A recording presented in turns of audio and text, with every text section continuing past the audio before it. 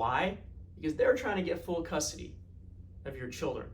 And it's sad that you have to bring your children into this, but it happens all the time. And what do? How do you protect your rights? Well, all you got to do is don't panic. Okay, don't stress out. Just because you have been arrested does not necessarily mean that charges will be filed against you. Okay, so let me say that again. Just because you were arrested for domestic violence, you think your life is done, all your kids are gone, you'll never see your kids again, that doesn't even mean that charges will be filed against you in the criminal court. So what you need to do is you need to get a local, very competent and knowledgeable, exclusively criminal defense firm on your side.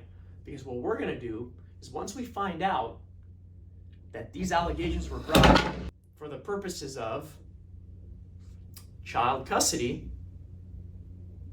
then we're going to present that to the DA.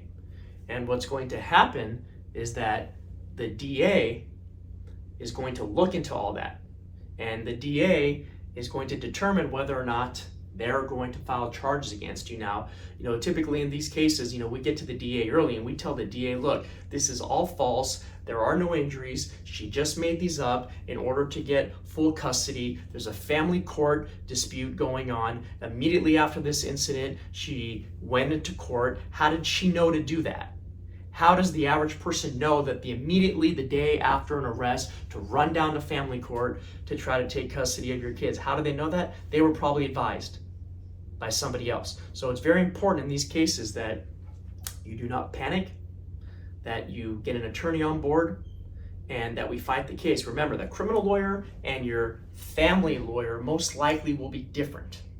Most likely will be different because we all handle, different areas of law. We handle different things. So you might already have a lawyer in the family court case, but now you have to get a lawyer in the criminal case. So to summarize, there are a lot of cases where accusers will bring up false and fake domestic violence charges in order to gain leverage in a family court proceeding for their children.